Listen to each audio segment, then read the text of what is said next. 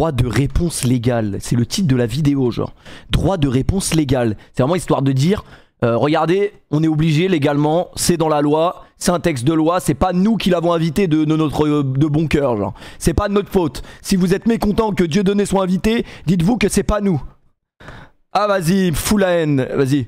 Bonjour tout le monde, bienvenue sur Légende. Il y a quelques jours, on a reçu Elise Moon. Ça m'a libéré. Je l'avais commencé, c'est pour ça qu'ils l'ont mis. Bonjour tout le monde, bienvenue sur Légende. Il y a quelques jours, on a reçu... La vidéo est pas ouf, et bof, mais on regarde juste le début. Elise Moon, quelques semaines maintenant ici, qui avait parlé de son histoire à l'époque avec Dieudonné, de son duo Elie et Diodo. Suite à cette émission, le lendemain, on a reçu un message de l'agent de Dieudonné. Bon, moi, vous connaissez mon avis sur ça, hein. Dans tous les cas, on est dans un pays où aujourd'hui on peut plus faire de l'humour. Donc à partir de là, c'est sûr que Dieudonné, c'est l'antagoniste ultime. Parce que Dieudonné, c'est vrai, dit des dingueries dans ses sketchs, mais le truc c'est que Dieudonné a toujours dit des dingueries sur absolument tout le monde. Toutes les communautés, tout le monde y est passé. Mais malheureusement, il s'est attaqué à des gens... C'était des raisons. Et évidemment, c'est devenu le personnage controversé qu'on sait ces dernières années. Pour demander un droit de réponse. Alors qu'est-ce que c'est qu'un droit de réponse, si vous ne connaissez pas? Au-dessus les médias sont obligés de répondre à ces demandes si une personne visée veut réagir et contredire des propos susceptibles de porter atteinte à son honneur et à sa réputation. Ouais, c'est le droit de réponse, frère. Bonjour. On se vous voit, on se tutoie? On peut se tutoyer, Guillaume. C'est un droit de réponse, donc c'est... Regardez, c'est les mêmes bandeaux. Ouais, c'était les mêmes bandeaux que... jouer comporte des risques. Addiction, perte d'emploi, perte de famille. En fait, sur un média, vous avez le droit de venir pour dire je suis d'accord, je suis pas d'accord. Donc on va prendre les extraits et tu vas réagir, comme ça tu as le droit de réagir, c'est le principe. Ça fait longtemps qu'on t'a pas vu sur un plateau Ça fait un bout de temps, ouais. Alors je suis sur scène, moi j'ai passé la plupart de mon temps à faire rire la France. Après là, je pense que Dieudonné, à l'heure actuelle de sa vie, il est plus dans un état où... parce qu'en fait c'est un mec qui s'en battait les couilles. Même quand il était accusé et tout de trucs, lui il a toujours été dans un mindset je m'en bats les couilles, c'est de l'humour, je sais ce que je fais. Mais je pense que là il est dans un truc où il est limite obligé de faire un peu retour en arrière. Je pense, hein, je sais pas ce qu'il va dire exactement dans la vidéo, mais merci Zertox pour le resub. Continue, hein. Mais c'est vrai que j'avais pris mes distances avec le monde des médias mainstream. Et j'étais dans ma bulle pendant une vingtaine d'années. Est-ce que tu l'as voulu à un moment donné? Ouais, puis je trouvais que c'était bien pour ma création, puis j'offrais comme ça au public une autre façon de voir le monde, quoi. Moi, je connaissais pas trop ton histoire. Du coup, on l'a préparé avec l'équipe pour essayer de comprendre. Et c'est ce que je disais, je te l'ai dit tout à l'heure, c'était beaucoup de travail, parce que tu as eu beaucoup de condamnations. Oui, d'ailleurs, j'ai un bracelet électronique. Tu vois, qui marche en ce moment. Ouais, la grosse paire de ASICS bracelet électronique. Alors là, je suis en suspension, pas en suspension de peine, mais en modification du timing, quoi. Et donc, je peux être là. Mais il faudra que je me casse à un moment donné. T'es obligé de rentrer après. Ouais, c'est ça. Donc, ça sonne pas. De rien, Strix, mon frère. Sinon, tu retournes en prison, en gros, c'est ça? Si tu respectes pas... Voilà, si c'est ça. Alors, je vais en prison parce que je suis pas allé. Et donc, à ce moment-là, je serai à la prison d'Orléans. Vous pourrez m'amener des oranges. Comment tu as vu l'émission avec Elie? On te l'a envoyé, tu l'as regardé? En fait, on m'a envoyé. En règle générale, c'est vrai que sur les réseaux sociaux, ça va vite. Et dès qu'il y a des images comme ça qui parlent de moi, dans ma propre bulle, dans mon propre écosystème, on va dire, donc ça arrive. Je dis, oh, merci Elie, Maximovic. tu reparles de moi. Elie, qu'est-ce qui t'arrive encore? Alors on sait, au téléphone de temps en temps, on se parle. Faut savoir que Elise Moon et Dieudonné, ils formaient un duo d'humoristes dans les années, à l'époque 2000. Et après, comment il s'appelle? Elise Moon s'est vite désolidarisé de Dieudonné très rapidement. Vous parlez toujours, hein? De temps en temps, moins depuis un an.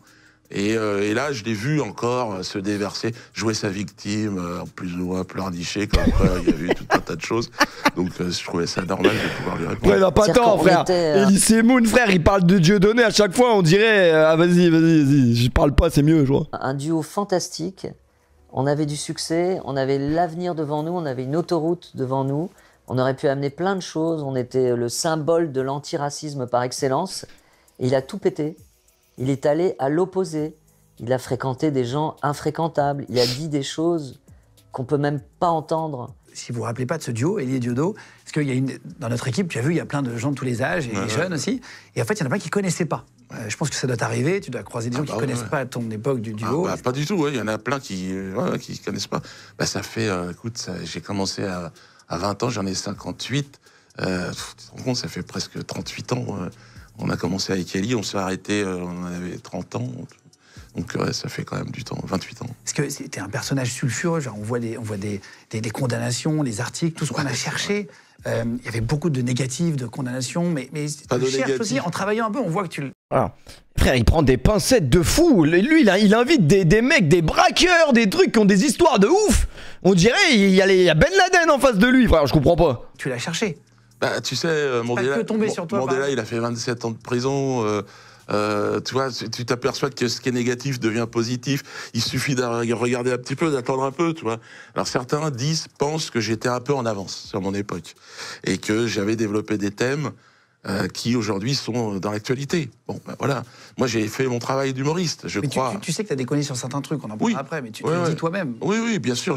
Si j'ai pu blesser des gens au travers de mon travail, si j'ai pu en choquer, en heurter certains, sincèrement, je leur ai demandé pardon, parce que c'était pas mon objectif. Mon objectif, c'était de faire rire. Donc, si j'ai raté ça, bah, tant pis. Tant pis, je leur demande pardon à ces gens-là. Et puis, par contre, si j'en ai choqué d'autres qui étaient... Après, dans moins la bien. vie de tous les jours, personne n'est offensé par des blagues. C'est juste depuis l'arrivée des réseaux sociaux et Internet que tout le monde, évidemment, a des avis sur tout et donc va toujours à l'encontre de peu importe qui va faire quoi. C'est ça la réalité du truc. C'est Internet qui a fait ça. Bien intentionné, moins bienveillant qu'ils le prétendent, bah, ça fait partie du jeu. On est dans un pays où il y a une liberté d'expression. J'irai pas plus loin Mais bon, dans moi, ma... j'ai fait cette démarche de demande de pardon parce que même si beaucoup de gens n'étaient pas sincères en face, je croyais que c'était important. Puis en tant que chrétien, le pardon est au centre de quelque chose qui pourrait ressembler à quelque chose d'essentiel pour moi. Demander pardon, pardonner, ça me paraît aujourd'hui dans l'époque qu'on traverse, je crois que ce sont des vertus qui me paraissent essentielles. On essaie de recevoir tout le monde ici. La preuve d'ailleurs, je pense que... Je crois que Diodo, il est à terre commentaire, financièrement, là. Sous la vidéo d'Elie, il disait mais pourquoi vous invitez pas Diodo pour répondre, etc. Ouais. Non mais c'est juste pour expliquer aussi à vous tous, chez vous, que il y a des gens parfois que vous n'allez pas aimer, parfois on reçoit un braqueur, vous allez me dire mais attends, comment tu donnes la parole, etc. Mais c'est aussi pour comprendre chaque être humain, je pense qu'il faut l'écouter. Après on est d'accord, on n'est pas d'accord, chacun a son opinion, mais c'est important de ne pas couper, je pense, les ponts. C'est rare d'être Continue. d'accord avec tout le monde d'ailleurs. Mais moi, Ou alors quand on c'est pas m'invite, vrai, c'est pas sain, c'est ça. c'est pas honnête. C'est ça. Ouais, tu vas lui couper la parole toute l'interview ou tu le laisses parler commence à casser les couilles. Mais moi, quand on m'invite, on est obligé de le préciser.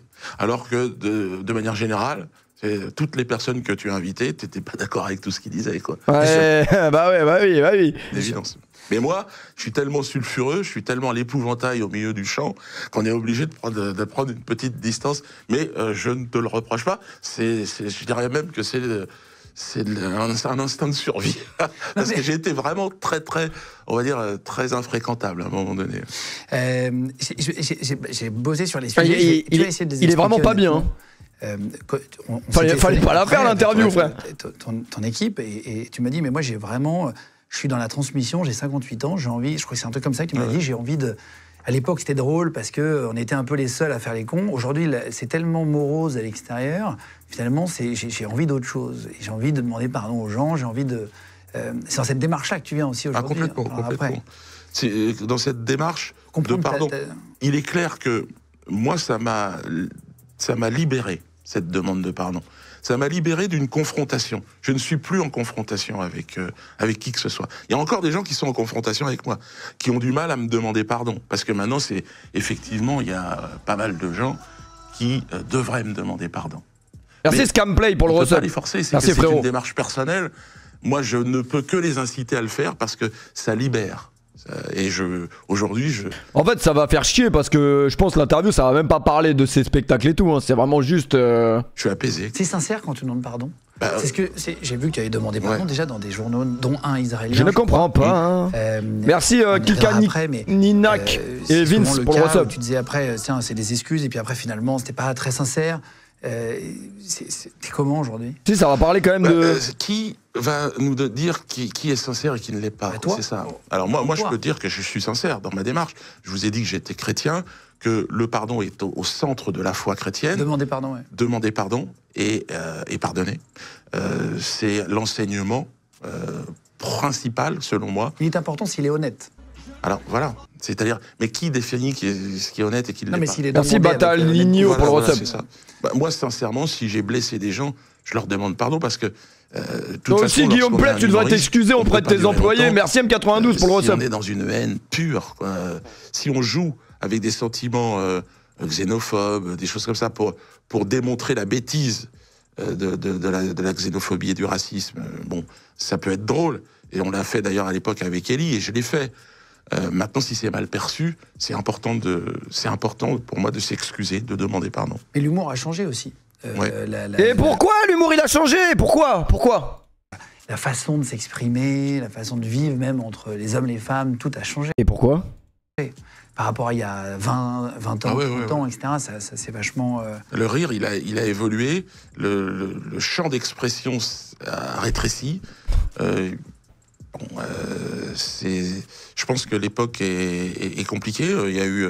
Mais le monde n'a pas changé pour moi. Le vrai monde, celui où on sort dans la rue, n'a pas changé. C'est ce que je vous ai dit tout à l'heure. Il y a eu aussi les virus, là, on dit les virus, puisqu'il y a plusieurs variants. Il y a eu la guerre, là, il y a eu la guerre partout.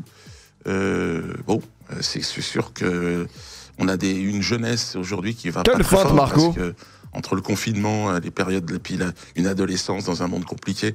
Moi, j'ai 7 enfants, donc je le vois. C'est un monde étrange. Alors, quand on vieillit, on se dit toujours, putain, c'était mieux quand j'étais jeune, mais là, c'est vraiment, ça a pris une claque. On a vraiment changé complètement. On a basculé dans un monde étonnant. Cet enfant, ça On va s'en parler vaut. après tout ça et des lycées Moon, là, pour ton droit de réponse. Ouais. Est-ce que tu as fait Putain, si ça parle que des lycées Moon, on va pas se marrer, les gars. Avec tout le respect. des choix qu'aujourd'hui tu regrettes? Est-ce qu'il y a des trucs, c'est important de comprendre. Est-ce que tu t'es dit, tiens, j'aurais peut-être pas dû aller si loin à cet endroit-là, j'aurais peut-être, pour rester en accord avec tes valeurs, Ouais. qui sont les tiennes, chacun les siennes. En fait, c'est que de la mais, prévention, je crois. continuer de pas te mettre en retrait tout seul. Bah, si j'ai blessé... Ouais, c'est dans le titre, mais je pensais que ça allait parler vraiment, d'autre chose un peu. C'était pas l'objectif. Donc ça, je ne peux que le regretter d'avoir blessé des gens. Mais j'ai fait rire avec des tabous. L'essentiel de mes problèmes venait du fait que je trouvais qu'il y avait une hiérarchisation des souffrances, une compétition victimaire. Et ça me faisait marrer. Et je trouvais ça risible. Je veux dire, on a bienvenue au club. À chaque fois, j'ai envie de dire, les Indiens d'Amérique, les Noirs, n'ont aucune leçon de souffrance à recevoir de quiconque. Quiconque sur cette planète va dire à un Noir, oh, j'ai mal au cul, j'ai souffert. Tu vas te faire de là. Bienvenue, rentre dans le club. Et puis on va rigoler ensemble. Tu parles de quoi là quand tu dis il y a une hiérarchisation? Il a raison. Moi, quand j'ai grandi, Merci, il y avait Ryan. un interdit. Si vous voulez, j'ai essayé d'expliquer. Il y avait à un moment donné un tabou dans la société française. C'était la Shoah. C'est-à-dire, là, tout le monde silence, genuflexion. Pourquoi on fait pas ça devant les autres souffrances? Pourquoi Après, lui, il a fait un hit aussi. Mais ça, c'est après. hiérarchiser les souffrances? Nous, on est allés de notre Voilà. côté. Tu l'as vu, on est un groupe J'y suis allé. indépendant. J'y suis allé. On est allé à Auschwitz, on a Ouais, fait j'y un suis allé. reportage avec des déportés. J'y suis Moi, ça allé. me semble important d'en parler, tant Ouais. qu'il y a encore des gens en vie. Ouais. Tu sais, pour passer justement des Ouais. messages, pour pas que ça se reproduise. Tu vois, on n'est pas obligé par personne, par exemple. Le risque, c'est de tomber, c'est comme à l'école, si tu veux, en classe de 3e, tu apprends ça. Pourquoi tu n'apprends pas les autres choses? Pourquoi l'éducation nationale hiérarchise les souffrances? Organise une compétition, c'est-à-dire que c'est bien simple. Il y a Putain, tout le monde est à il parle la- français, là. Mais moi aussi, j'ai souffert. Mais pourquoi?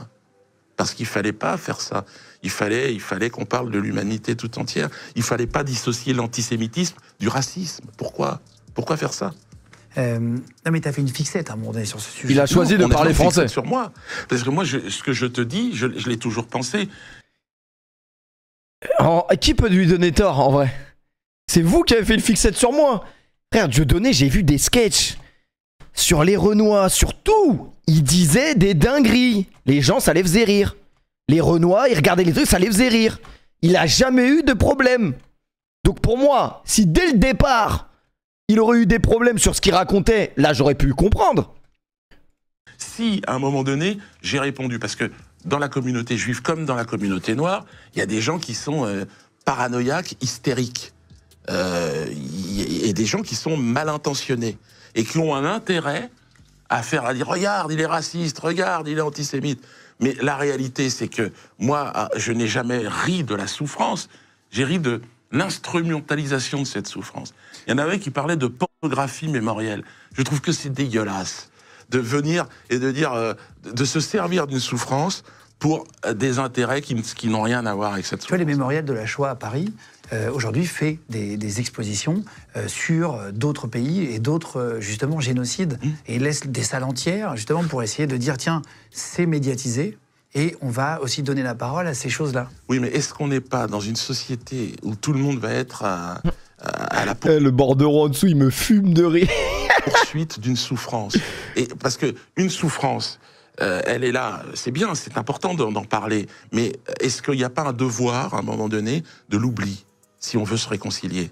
Parce que si ce devoir de mémoire, il est entretenu, on l'a vu d'ailleurs avec ce qui se passe en ce moment à Gaza, c'est-à-dire que Netanyahou, d'ailleurs, qui a des problèmes, mais c'est normal, il dit ni pardon ni oubli.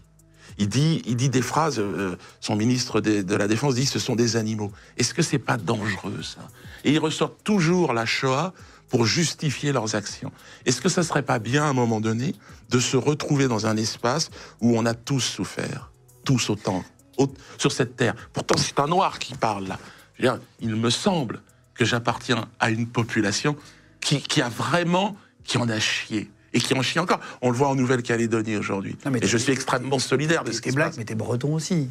Oui. T'es c'est vrai. Mais dans la tradition qui est la mienne. Comment ça, Guillaume? Et qui était celle des Français. La carte africaine, mais t'es autant français. Ouais, t'as vu sur mon blouson d'ailleurs. Comment ça, Guillaume? Mais dans la tradition, si tu veux, mon nom. Pour moi, un mec qui dit black, il est forcément raciste. Je m'appelle Dieudonné Mbala Mbala. C'est ma mère bretonne qui est devenue camerounaise. C'est comme ça, c'était comme ça avant. Et on donnait le nom du mari parce qu'elle rentrait dans un clan. Et mon clan, c'est les Ewundo. Ça, c'est ma racine. C'est ce qui me relie à ce monde. J'ai une mère bretonne et j'adore la Bretagne. Mais elle est devenue africaine. Comme à l'époque, ici, c'était comme ça. Et là-bas, c'est resté comme ça. Pourtant, t'habites en France. J'habite en France, ouais. Et j'aime la France. Mais qu'est-ce qui sous-entend, le Guillaume, là? Un public français que j'adore. Mais c'est l'histoire qui m'a amené ici. Je suis un éclaireur du continent africain. Et c'est par l'amour qu'on s'est... puisque c'est mon père et ma mère, il n'y avait pas une relation d'esclave. Donc voilà, je suis là pour vous dire aussi, à travers ma voix, c'est tous mes ancêtres qui te parlent et qui te disent, le monde change, l'Africain est en train d'évoluer, de changer là, et l'Africain d'hier, l'Africain colonisé, n'est plus celui d'aujourd'hui. D'ailleurs, la France a perdu tous les pays d'Afrique centrale, et je peux te dire que les gens, le sentiment anti-français, il vient d'une certaine arrogance, et d'un Macron qui vient nous vendre en plus maintenant. Alors, le mariage pour tous, la Gay Pride, ça ne peut pas fonctionner en Afrique. C'est tout. Que ici, ce soit quelque chose qui représente la démocratie. Quand vous avez Attal à l'Assemblée nationale... Il va écourter l'interview, là, je vous le dis. Il va écourter, là. Il va écourter. Merci pour le sub, Captain Pisotio. Après, il dit que des faits, là. En Afrique, c'est vrai que c'est pas la... Qui dit, voilà, je suis... Ça pourrait pas se passer comme ça. Le premier ministre officiellement homosexuel, ça vous prouve que la France est un... Si la France en est là... Je veux dire, personne ne peut le juger, mais on ne peut pas juger aussi des gens qui disent ça n'est pas un progrès, c'est pas vrai. En Afrique, il est pas bien. Pensent. Et c'est aussi une des raisons pour laquelle c'est en train de se déchirer entre la France, l'Afrique, mais entre la France et les îles. Parce que ce qui se passe en Nouvelle-Calédonie, c'est exactement ce qui va se passer dans quelques mois aux Antilles. Il y a eu des gros problèmes, et il y a des gros problèmes en ce moment. Merci Nad pour le Par exemple, il n'y a pas de hiérarchisation. On a reçu un rappeur qui s'appelle Kalash Criminel, je ne sais pas si tu vois qui c'est. Très bien. Il est venu avec un sweat Congo, etc. Et c'était très bien. Il est venu expliquer le sujet. Tu vois, les médias aujourd'hui, je pense qu'on s'ouvre, cette nouvelle génération. Non, c'est formidable. Mais de toute façon, pour survivre, il va falloir changer. Parce qu'avant, vous étiez dans un canal de subvention. C'est-à-dire qu'une fois que tu touches une subvention, tu ne peux pas être totalement libre. Là, je ne sais pas comment ça fonctionne, si ce n'est que vous êtes encore... On va dire entre guillemets, je suis passé par là. Franchement, il parle français. Hein. Là c'est 15 minutes 49 de français pur. Hein. Autorisé par YouTube, Facebook et tout ça. Bon, moi j'ai été banni de ces plateformes-là.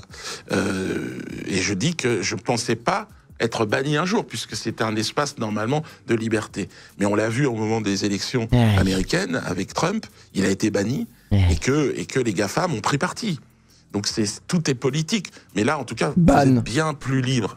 ici. Master chez des gens Snaku que tu Asbaned. ne pouvais l'être avant, dans les médias pour lesquels tu travaillais. C'est une évidence. Avant de commencer à parler d'Elie Moon, je vais juste te lire un article, c'est Les étranges amitiés de Dieudonné, dans Le Monde, qui date de 2009. Et j'aimerais bien avoir ta réponse suite à cet article.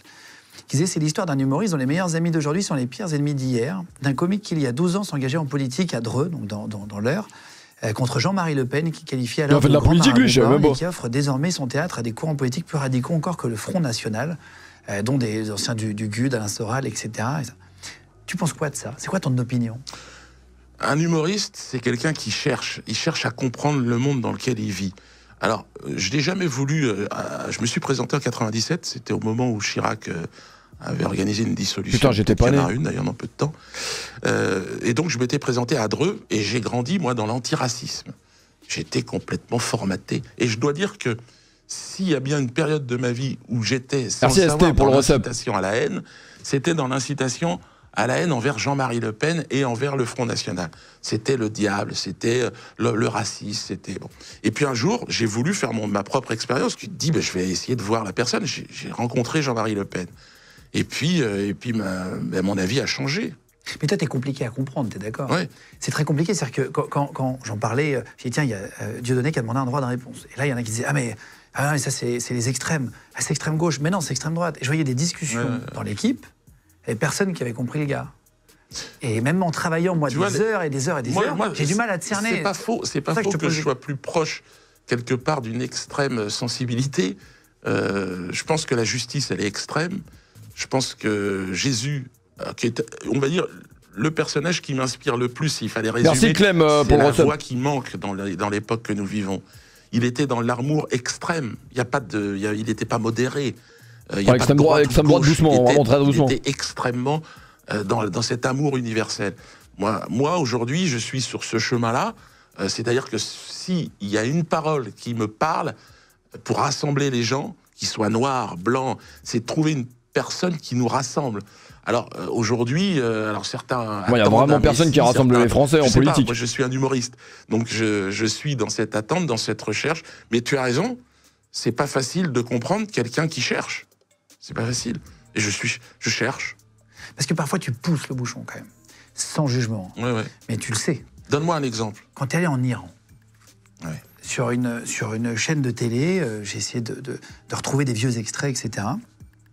Tu vas partir en Iran pour rencontrer l'ancien président Ahmadinejad. Mahmoud. J'ai fait un spectacle d'ailleurs. Ouais. Et tu parles dans une émission en direct, même en 2011, après tu on est 2 ans plus tard. Et tu dis, je pense qu'il a fallu énormément de patience, de courage et de détermination et de foi pour que cette révolution iranienne perdure. Aujourd'hui, elle est devenue un exemple dans le monde. Ce sont ces valeurs islamiques qui ont permis aux hommes ici de se structurer et de s'organiser, de résister. La matière première d'un humoriste, c'est la bêtise humaine, c'est le mensonge, et au final, c'est le sionisme, parce qu'il n'y a pas plus bête et pas plus menteur que le sionisme. Le sionisme, c'est ce qu'il y a de plus mauvais qu'on a en nous, ce sont les instincts les plus bas.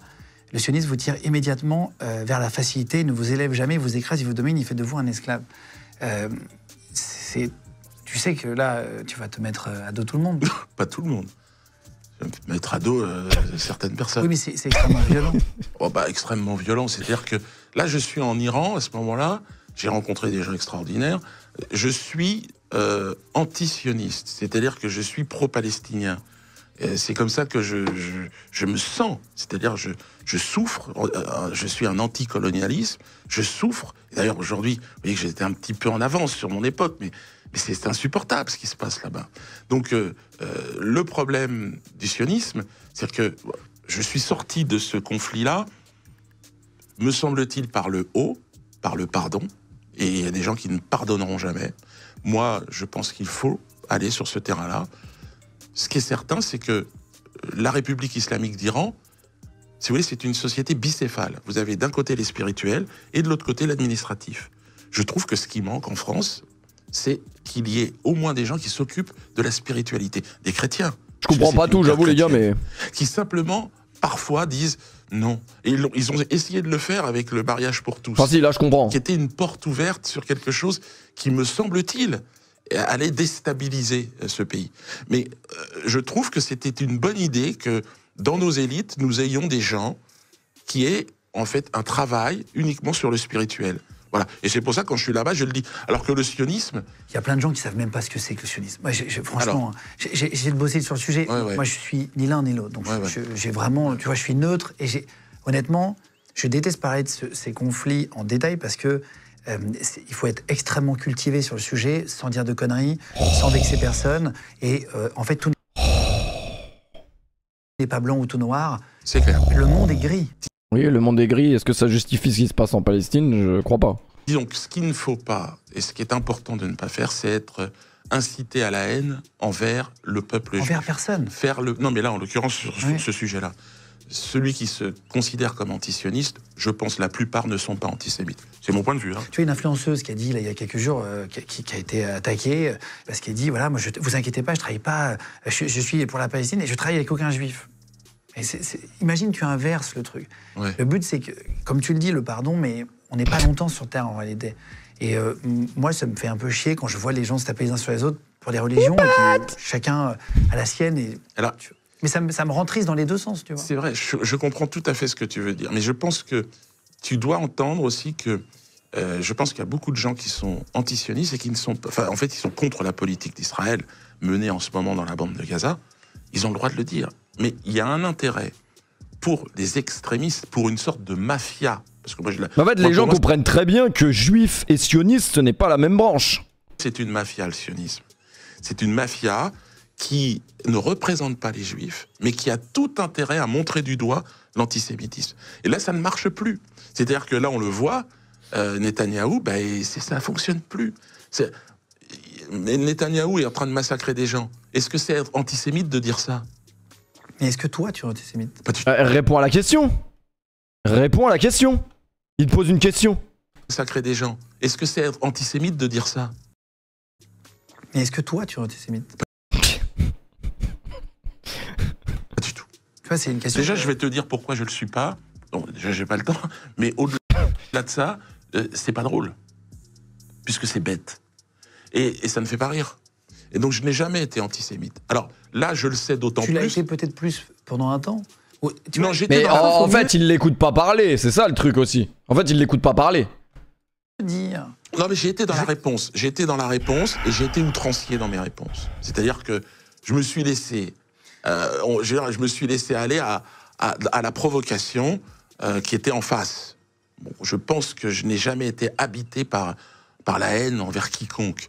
Et aujourd'hui, après cette demande de pardon que j'ai pu faire il y a un an, j'ai rencontré des Juifs, des Israéliens avec qui je parle. Et j'essaye de leur expliquer un monde qu'eux ne voient pas.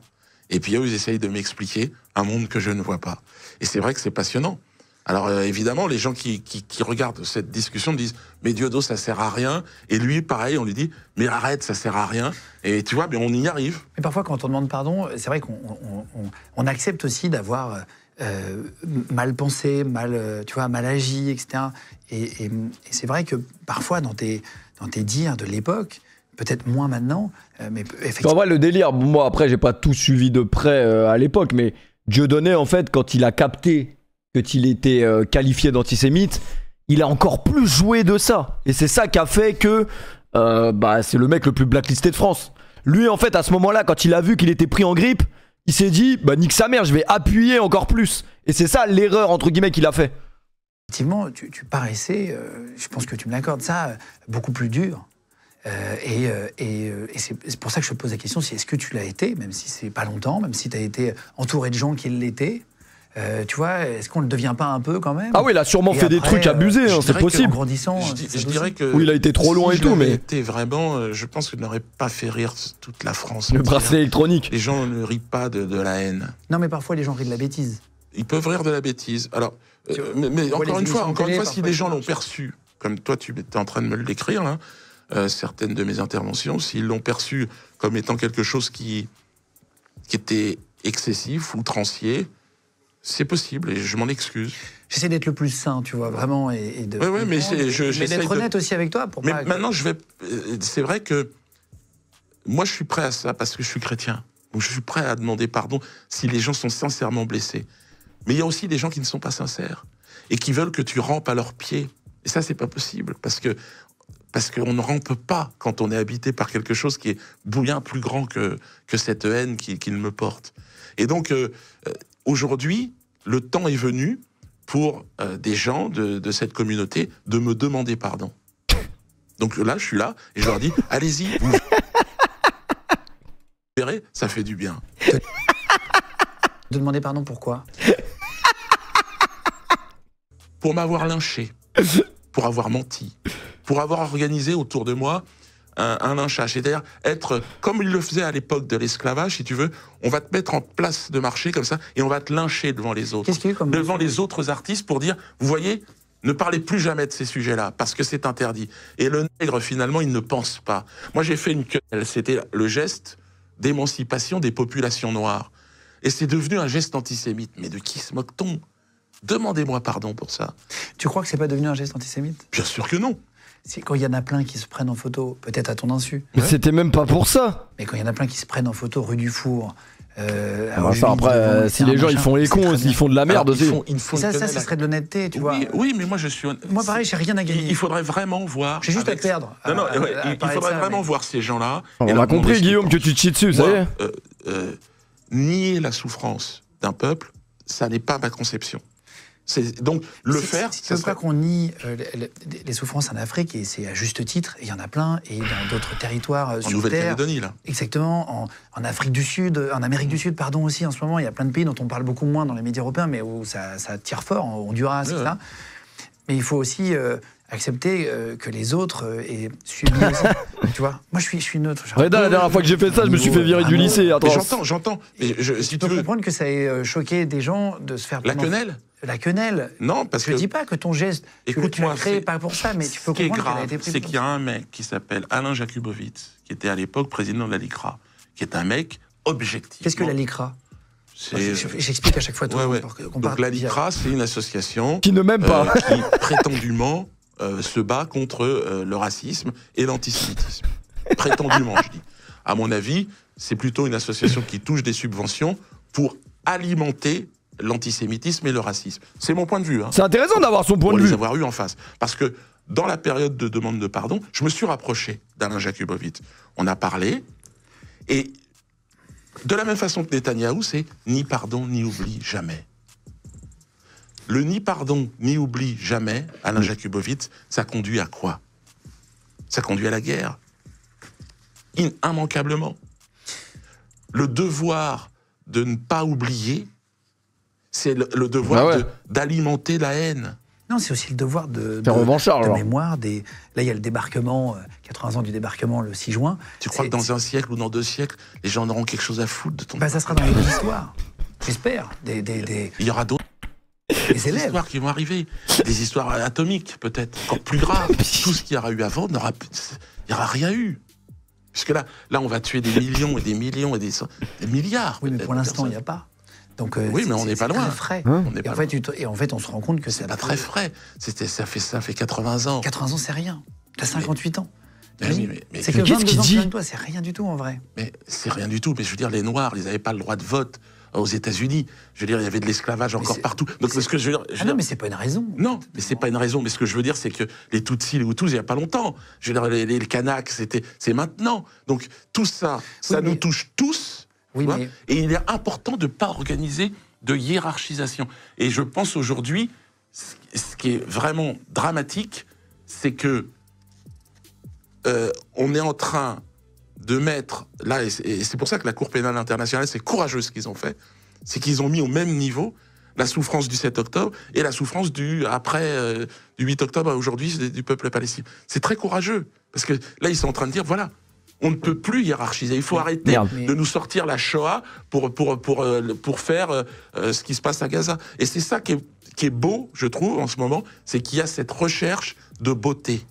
Et la beauté, c'est pas de pleurer, c'est de regarder objectivement les choses. Et de dire, bon, je veux dire, il n'y a pas un peuple qui a plus souffert que les autres sur cette terre. Il y a une hiérarchie depuis toujours et dans tout. C'est comme le racisme anti-blanc. Moi, je ne suis pas concerné. Bah si, mais à moitié concerné. Oui, mais bon, je suis noir. Et quand je vais au Cameroun, je suis métisse. Oui. Je suis jamais blanc. Donc, je me suis pas concerné. J'ai une mère qui est blanche. Putain, 1 million de vues en même pas 24 heures. Ils sont blancs. Mais on n'a pas eu la même vie. C'est-à-dire que quand tu vas chercher du boulot, quand tu vas faire... C'est pas la même vie, c'est pas la même chose. Et les Kanaks, aujourd'hui, ce qu'ils disent, c'est que ça sera jamais la même chose. Et c'est vrai. Et aujourd'hui, ils ont besoin de se retrouver entre eux. Comme les Blancs, on en marre aussi, parfois, dans certains quartiers de France, de se dire, j'ai besoin de me retrouver aussi. J'ai besoin de voir mon clocher d'église, mes trucs. J'ai besoin d'être... Je comprends ça. Et quand on se retrouve, c'est parce qu'on a envie. Mais qu'on ne soit pas obligé de subir l'autre. Et ça, c'est tout à fait vrai. Tu sais, dans plein de médias en ligne, nous, on a aussi créé les gens pour être justes. Oui, c'est ça. Alors, toi, ça parle pas d'Elie Moon, ça me régale, parce que Elie Moon, il me fait chier. Mais tu reçois tel mec politique, tel comédien, tel gangster, c'est fou et tout, c'est pas bien, machin. Et en fait, je pense que la justesse, en tout cas, c'est mon point de vue, je ne demande pas de le partager et tout ça, mais dans plein de médias digitaux, on va dire, en ligne, quand un flic va tuer quelqu'un, ils vont en faire 2 mois. Et quand, à l'inverse, parfois, quelqu'un va tuer un flic, ils vont pas en parler. La justesse, c'est de parler des deux. C'est ça. Parce que c'est inacceptable qu'il y ait un policier qui tue un mec dans une cité, inacceptable au possible, et c'est aussi inacceptable Ah bah d'accord, mais est-ce que tu parles des deux dans les conflits actuels, toi? C'est ça aussi la question. Jeune de cité Tu parles des deux camps ou? C'est exactement ça. Et si tu veux, ça ne se retrouve plus, la justesse. Ouais. Et c'est le problème. Et c'est vrai que c'est une chance d'avoir 2 cultures. Si tu veux, il y a autant de connards chez les uns que chez les autres. Il y a pas, les Noirs sont pas mieux que les Blancs. Et vice-versa. Merci Valentin pour le resub. Par contre, parfois, c'est important d'observer qu'il y a une volonté. C'est l'humain qui est une merde, de toute façon. De tout, pour tout tuer, toute l'identité de chacun. Et je pense que l'identité, c'est fondamental. Les gens ont besoin de cette identité. Les Bretons ont besoin d'être Bretons. C'est très important. Par exemple, au Cameroun, je suis content quand je rentre dans mon village de pouvoir revoir les tombes des morts de mon grand-père, de voir tout le parcours. C'est important de connaître ses racines. On te voit en photo avec ta maman, une photo de toi petit. Blanc sans le N, ça fait black. Ouais, je suis tout petit, ouais. Ton papa, il va avoir d'autres enfants après. Ouais. Vous êtes combien en tout? Un frère et demi-frère, on doit être une 15aine. Ah oui. 17, je dirais. Après, il y en a qui sont... Je n'ai pas connu. Une équipe de foot et les remplaçants, quoi. Ouais, c'est ça. On va parler d'Elie Moon. Mais justement, tu me disais, tiens, qu'est-ce qui a fait que j'ai vraiment poussé le bouchon, etc. Il y a eu le Robert Forisson. Moi, j'ai travaillé le sujet. Ouais. Je voulais expliquer pour chez vous. Je ne connaissais pas. Pas faire comme si je connaissais. Je ne peux pas tout connaître. Et voilà. 26 décembre 2008, Zénith de Paris, tu joues ton spectacle qui s'appelle J'ai fait le con à l'époque. Tu remets le prix de l'infréquentabilité à Robert Forisson, qui a été condamné à une demi-douzaine de fois pour négationnisme. Alors lui, il dit vraiment que les chambres à gaz n'ont pas existé. Ouais, il est curieux. T'es d'accord que c'est compliqué, ça, de fréquenter ces mecs-là? Alors, ça, déjà, non seulement c'est pas compliqué, parce que tu le connaîtrais, c'est quelqu'un de charmant, mais je parle pas de ses thèses. Ah ouais, effrayant la phrase d'avant. Et Dieu, c'est quelqu'un de charmant. Ah mais c'est pour ça que Dieudonné il s'est cancel aussi. Ses thèses, c'est lui, c'est son histoire. Je l'invite aux Zénith de Paris pour lui remettre le prix de l'infréquentabilité. Quelqu'un de charmant. Et celui qui va lui remettre ce prix, c'est Jackie. Jackie Sigaud, qui est déguisé en déporté juif. Dont le père était déporté dans les camps.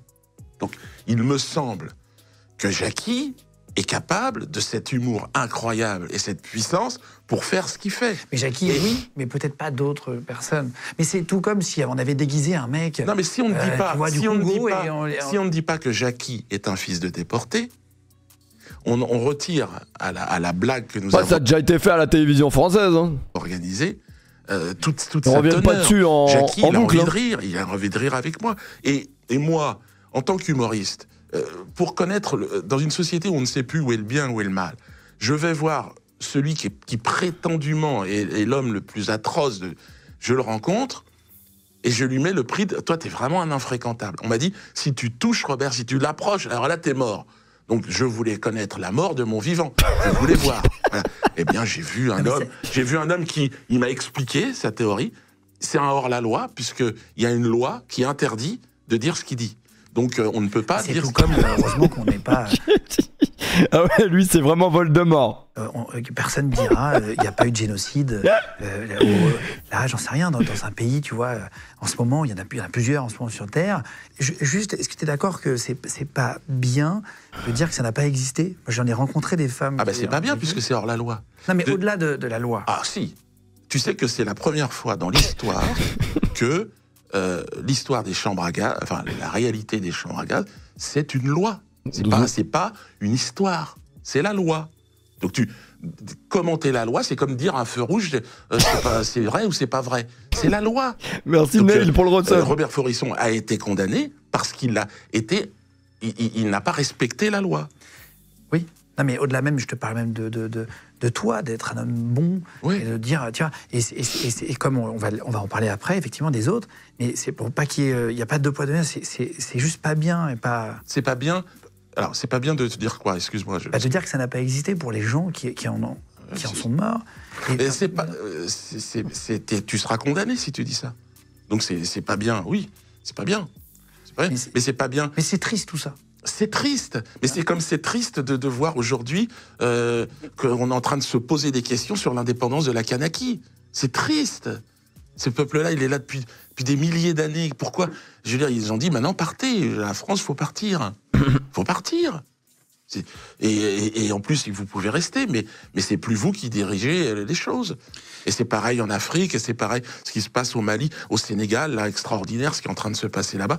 Le monde est en train de changer, mais je suis d'accord pour dire, et si c'est pour répondre à ta question, s'il y a des gens qui se sentent vraiment profondément blessés, je m'excuse. C'est important de leur apporter de l'amour, de leur dire, mais j'ai pas voulu faire ça, j'ai pas voulu te blesser.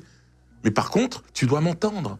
Et tu dois pas avoir des œillères et me menacer comme ça avec ta souffrance. Ta souffrance, bienvenue au club. J'y peux rien. Moi, j'y étais pas à l'époque. Non, mais tu vas souvent jouer sur la corde, mais tu le sais. Ouais. Tu vas souvent jouer sur le truc parce que une fois, ça peut arriver 2 fois, mais 30, 40 fois où tu vas dépasser, mais tu sais que c'est un peu ton truc à toi. Qu'est-ce qu'un humoriste? C'est quoi un humoriste? Si ce n'est une personne qui va... à l'époque, c'était le bouffon, en tout cas. C'était le bouffon du roi. Il va dire des choses que les autres hésitent à dire. Voilà. Et puis si les gens rient, il a gagné. Et si les gens rient pas, c'est qu'il s'est trompé. Non, mais par exemple, on a reçu Fabrice Eboué. Ouais, c'est un petit frère. Lui, c'est carrément mon histoire, lui. Fabrice Eboué, et moi je l'adore, il est très drôle, on s'est marré. Je suis allé voir en spectacle, il pousse le bouchon aussi. Mais, il a raison. Mais peut-être pas de l'autre côté de la barrière. Alors, c'est moi qui aurais déterminé... Et pourquoi il y a une barrière? Et pourquoi il y a une barrière à l'humour? Pourquoi il y a cette barrière? C'est ça? S'il y a une barrière pour quelque chose de précis, il doit y avoir pour toutes les causes. Ah non, mais c'est vrai ou pas? Honnête? J'en dis trop, je me casse. Non, c'est que quand tu fais vraiment... Il y a que les casinos barrières. J'en sais rien. Moi, j'ai envie de te dire, viens de l'autre côté faire un tour, tu vas voir. C'est pas ce que tu penses. De l'autre côté, des gens qui sont montrés du doigt, il y en a plein. Le Pen, machin. Tu vois, il a été toute sa vie, il a été traîné dans la boue, ce mec-là. Mais c'est un homme aussi. Et c'est un homme avec ses qualités et ses défauts. Eh ben, c'est bien d'aller le voir. Et cette histoire de frontière... Après, c'est vraiment le strab à Le Pen, ça c'est inquiétant. Tu es vraiment un homme juste... Je comprends pas, en fait, le discours du début et d'être proche avec Le Pen, ça je comprends pas. Tu dois aller les voir. T'as reçu c'est pas logique, en fait, c'est pas cohérent. De l'autre côté. T'en as reçu beaucoup. De qui tu parles? Des tueurs, ou je sais pas, des dealers. Oui. Donc t'as vu des gens... tu vois, qui ont fait des erreurs de parcours. Oui, moi, je trouve ça contradictoire. Je reçois que, par contre, ça c'est important, je reçois que si, à la fin, il y a un message intelligent. Si c'est pour prendre un mec qui a tué 3 personnes dans un Center Park en prenant des enfants en otage, ça m'intéresse pas. Oui, je comprends. Mais si le gars a dit, en fait, c'est la preuve par l'exemple. S'il dit aux jeunes qui vont nous regarder, tiens, finalement, j'ai passé 25 ans dans une cellule de 9 mètres carrés, j'aurais préféré avoir une femme, un enfant, un chien, un pavillon, avoir une vie comme tout le monde, je regrette ce que j'ai fait. Ne serait-ce que ça. Et du coup, ça a servi à quelque chose. Parce qu'il y a peut-être des mecs qui vont se dire, bon, si lui, il a fait pire que moi, je vais pas faire comme lui. Ouais. Tu vois, c'est ça. Parce que déjà, leurs profs leur disent, leurs CPE, leurs grands frères, de pas le faire. Mais là, tu as la preuve par l'exemple. C'est plutôt, mais il faut qu'il y ait un fond quand même. Ouais. Mais moi aussi, c'est pareil, j'ai voulu aller voir des gens qui étaient montrés du doigt comme étant strictement infréquentables, le diable. Robert Faurisson, c'était le diable. C'est le diable ou quoi? Et quand tu discutes avec des gens comme ça, bon, non seulement c'était pas du tout le diable, c'était un homme, un poète. Enfin, il c'était incroyable, la différence. Jean-Marie Le Pen, mais c'était incroyable. Moi, j'ai grandi tout petit en me disant, c'est le mec-là, si tu le croises, il faut le tuer. Mais quand je l'ai rencontré, je me suis dit, putain, on est élevé, on est manipulé, et il faut être juste. Alors, c'est sûr, c'était peut-être pas l'homme, il a fait des erreurs, il a fait tout ça, mais qui n'en a pas fait? Non, mais c'est vrai que du coup, t'es entouré. Non, je suis plus du tout, je suis pas entouré. T'es entouré, oui. Comment il s'appelle? C'est Joe Le Corbeau, là. Non, c'est ça? Ouais, non, c'est une bêtise. C'est qui Joe Le Corbeau? Non, c'est ça. Joe Le Corbeau, Ouais. qui est dessinateur, qui vient de voir à la fin de ton procès, lui qui dessine des trucs. Le Bordeaux, il me fume. Le Bordeaux, il me fume. Non, mais il est fait juste. Ah oui, mais bon. Et Charlie Hebdo, par contre, on dit rien. Charlie Hebdo, ils font des dingueries depuis 25 ans. Mais c'est l'humour, en vrai, Charlie Hebdo, ça passe. de mon environnement. Hein. Mais non, mais ils viennent. Charlie Hebdo, ça passe, en vrai. Quand même, ils sont proches. Ouais, mais là, lui pareil, précisément. Appelle Amine, il a fini, ouais. Laissez Amine. Amine va vraiment pas vouloir m'appeler alors que j'ai du Dieudonné en fond, je vais me reposer. Lui, alors laissez-le tranquille, il a rien à voir avec ça. Lui, pas du tout, c'est pas du tout mon environnement. Mais il y a des gens avec qui je m'entends Merci bien, Anthony qui pour sont le recette. effectivement montrés du doigt comme étant strictement infréquentables. Je peux leur parler, oui, ça me Non, mais dérange. il y a des choses. J'ai qui même sont des amis convenables. qui sont montrés du doigt comme étant des gens infréquentables. Tu as des amis, toi, du milieu qui, sans dire de nom, ça ne m'intéresse pas, mais qui veulent justement pas s'afficher avec toi pour pas être. Beaucoup. La plupart des artistes me reconnaissent, on va dire, d'avoir marqué de mon empreinte l'humour français. C'est-à-dire que j'ai effectivement inspiré toute une génération de jeunes humoristes. On a reçu Alexandre Astier. Oui. Merci Juliano j'aime pour le En recette. janvier dans l'émission. J'ai vu qu'il a parlé de toi déjà sur des interviews, sur France Inter, je crois. Ouais, on Ah, je est- savais pas que Charlie Hebdo il faisait tout le monde, on est j'avoue. sur le plan humoristique, et on est proche. Merci MH Alors, pour le avant recette. de te montrer les extraits, pour que tu puisses réagir, c'est pour ça que tu es venu, un droit de réponse. J'ai perdu la garde partagée de Ravioli, je suis abattu, Jade. Jade. Ceux qui connaissent pas le duo de l'époque. J'ai envie de mourir. Bah, on avait des amis en commun, on était au lycée, et puis voilà, on s'est rencontrés, on était les deux bouts en train de ce petit groupe de copains, et puis on a fait des sketchs, et au début, Élie avait déjà une petite aventure, on va dire, télévisuelle, médiatique, il faisait des petites publicités, il avait envie d'être comédien. Et puis moi, j'écrivais, enfin, j'étais plutôt un humoriste, je dirais, dans l'âme, quoi, puisque, évidemment, inspiré par Les Inconnus, Coluche. Enfin, Coluche et Les Inconnus, c'était un peu mon époque, c'était un peu les...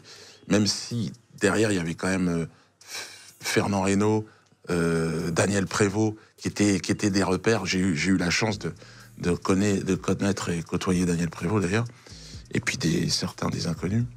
Et donc, Mon vieux Prévost. voilà, ça a marché tout de suite. On a fait des scènes ouvertes et ça a marché tout de suite. Vous étiez potes à côté. Ouais. Merci Gabaxo pour le recette. recette. Combien de temps de travail pour imaginer un peu la longueur de votre duo? On a travaillé une dizaine d'années, je pense, ensemble. Alors au début, c'était vraiment relax, puis après, on est devenu plus professionnels. 90 à 97, grosso modo. Ouais, mais on avait déjà commencé à faire les cons un peu avant, et moi, je compte aussi les années de découverte, puis d'envie de... C'est ça. deux gros spectacles ensemble, Élie et Dieudonné, Ouais, au Théâtre du Splendide Saint-Martin, ouais. et en 92, et Élie et Dieudonné en garde à vue en 96, donc un C'est peu ça. après. Il y a une émission après qui s'appelait La vie des bêtes, Ouais. une certaine idée de la France en 94. Ouais. Vous écrivez tous les deux, vous préparez vos sketchs, comment ça se passe? On va regarder. Avec le recul, maintenant, on sait, puisqu'on a des carrières on a travaillé plus en solo que... Oui. Moi, j'ai toujours écrit mes sketchs tout seul. Lui, c'est toujours associé à d'autres pour écrire. Je sais comment il travaille. Élie, c'est pas un auteur pour moi. C'est quelqu'un c'est un très bon comédien et il sait faire ce qu'on appelle de la mise en bouche, quoi. Une fois qu'il Il a le texte. y a le texte, toc, il trouve des formules, des choses comme ça. C'est plus un dialoguiste qu'un auteur. Et donc, voilà. Ensuite, lui, dans sa carrière, il a fallu qu'il travaille avec Franck Dubosc. Il faudrait demander à Franck Dubosc comment ils travaillent ensemble. Je pense que lui et moi, on saurait exactement comment Élie fonctionne. Je vais te montrer l'extrait. Il y a 4, en gros, on l'a découpé en 4 pour que ça soit digeste Okay. et que tu puisses répondre facilement. En gros, il a parlé 3 minutes 30 sur votre duo. dans les articles, il disait soucis financiers. C'était le cas ou c'était plus engueulade et on n'a plus envie de continuer? Non, pas vraiment des soucis financiers, mais c'était lui qui produisait le duo. Et franchement, je pense qu'il j'ai pas été payé comme je devais être payé. Enfin, c'est un grand. C'est un homme c'était d'argent, d'Awala ou quoi? Donc vraiment, c'est un. Il est très très fort pour ça. Donc je sais pas, c'est tellement vieux maintenant, il y a prescription, mais je me sentais pas, je me sentais un peu arnaqué quoi. Ça c'est clair. Ah oui, à l'époque. Ah bah oui. Combien C'est souvent, on s'engueulait souvent Ah, ça a été excellent le chant. Merci Azram pour le resub. pour ça, mais sauf que moi, le problème c'est que je n'ai pas d'argument avec lui. Parce que je lui disais, ouais, je comprends pas, on a fait un gala, t'as été payé plus que moi. Comment... Ah oui, mais tu comprends, c'est la société, c'est les frais. Et après, j'étais un peu enfumé parce que je maîtrise pas ça. Merci Mokhtar pour le resub. Voilà, premier extrait, c'est la loi, droit de réponse. Donc, tu as complètement le droit de répondre. Suite à ça, c'est le principe. Pauvre Elie, là. Il dit qu'il est un faux juif. Et déjà, ça, c'est un peu antisémite. Mais donc là, c'est quand même extraordinaire parce que effectivement, il mélange un petit peu tout. Il essaye de me faire passer pour. Oui, j'étais plus producteur que lui. Mais j'étais plus auteur que lui aussi. Donc à un moment donné, si quand c'est marrant, c'est grâce à moi, je peux gagner un peu plus que toi quand même, je suis normal. Bon après ça, les histoires d'argent entre personnes qui se sont vues tout nus et que nous on connaît pas, ça, c'est la parole de l'un contre l'autre. Peut-être que Dieudonné l'a escroqué, c'est possible. Et les intérêts dans tout ça, les intérêts. Elie, après moi, n'a jamais écrit ses spectacles tout seul. Pourquoi ? Parce que il parle bien quand même. Franck Dubosc aussi, il faudrait parler. Et le problème, nous, on mélangeait tout. Je précise juste pour être très juste, c'est très courant que des humoristes écrivent à deux pour du ping-pong. Ouais, c'est ça. Même tous les gros humoristes écrivent souvent en ping-pong. Ça, c'est. Moi, jusqu'à présent, jusqu'à aujourd'hui, j'ai jamais répondu à Elie. Bon, pour moi, c'était une époque. Je ne regrette absolument pas cette période-là. Mais sur l'écriture, sur le partage des recettes, tout ça. Je trouve que Elie est allé un petit peu loin. Il laisse entendre que je l'aurais arnaqué, plus ou moins. Alors que j'ai partagé avec lui mes textes. J'ai partagé, on a fait alors qu'il n'écrivait pas. Il a fait les petites annonces d'Elie, qui était un concept qu'on avait vendu à France Télévisions. Et c'était les petites annonces d'Elie et Dieudonné. J'ai laissé. J'aurais pu faire un procès. J'ai laissé tout ça. Il a fait... Donc, Elie me doit de l'argent. Mais bon, j'ai pas besoin de son argent. Mais c'est malhonnête de dire que je l'ai arnaqué. Et quand il dit... Ouais, si c'est vrai, c'est une dinguerie ça. Tu dois de l'argent à un mec et tu vas crier sur les plateaux. Ouais, il m'a arnaqué de l'argent. Je suis un faux juif. Qu'est-ce qu'il essaye de me dire, là? Que les juifs sont plutôt ceux qui s'occupent de l'argent? Est-ce que ce genre de poncifs caricaturaux ne servent pas à des propos antisémites? C'est la question que j'ai envie de lui poser. Non, Elie... il parle trop bien, c'est une dinguerie. Le problème, c'est que tu ne peux pas revendiquer des textes, un univers qui n'est pas à toi. Donc il faut remettre un petit peu les choses à leur place. Ça reste un copain. Mais quand il m'attaque maintenant que je suis en paix, moi, et que j'ai pardonné, je lui pardonne de toute façon d'avoir dit ça. Je lui pardonne, moi. Mais il faut qu'il écoute maintenant. Et il faut qu'il arrête. Quand c'est de la même façon, Elie, le gros problème que j'ai avec Elie aujourd'hui, j'étais prêt à refaire un spectacle avec lui l'année dernière. L'année dernière? Ouais. Vous en avez parlé? Ouais, il hésitait, franchement, c'est un bon, parce que Elie Moon, combien de fois il a été chialé sur les plateaux pour parler de Dieudonné. On aurait pu faire quelque chose d'extraordinaire sur le pardon, sur la réconciliation. On avait un truc à faire, mais je le ferai plus. Parce que maintenant, si vous voulez, à partir du moment où j'ai fait toute cette démarche pour essayer en sincérité, de demander pardon aux gens qui auraient pu être blessés dans sa communauté. Il lui suffisait de venir dire, bah oui, moi c'était mon vieux pote, en fait il n'est pas antisémite, il a peut-être fait des trucs qui ont été... Il suffisait de faire ça, et non. Ouais, c'est vrai. Le deuxième extrait, il y a eu 4 extraits. Deuxième extrait. En fait, c'est comme si tu vis des trucs de ouf avec un mec, et demain tu lui parles plus, et vous êtes plus en accord. Soit, Mais de là à en profiter pour aller rabaisser à gauche, à droite et faire ah oui, lui il faisait ça, lui il faisait ceci, cela. C'est ça la dinguerie en vrai. Plein de choses. On était le symbole de l'antiracisme par excellence. Et il a tout pété. Il est allé à l'opposé. Il a fréquenté des gens infréquentables. Merci Nissia pour le resub. Merci frérot. Pas entendre. Ouais, j'ai l'heure les gars. Je comprends pas pourquoi. 3h52. Qu'est-ce que ça lui a amené? Résultat, il a un bracelet électronique. Il joue dans des bus. Il joue dans des champs de blé. Il est interdit de jouer dans toute la France. Mais je comprends pas ce que ça lui amène. Alors oui, il est considéré comme un dieu par des gens. Il s'est arrangé pour se martyriser, pour être l'idole d'une certaine population, mais ça lui amène quoi? J'arrive pas à comprendre. Il comprend rien, donc c'est un peu logique qu'il n'arrive pas à comprendre. Il dit que je côtoie des gens infréquentables. Je ne comprends pas. Arthur, c'est un mec fréquentable ce mec-là. Après, tu peux ne pas. Fréquentable. Mais lui, il côtoie qui?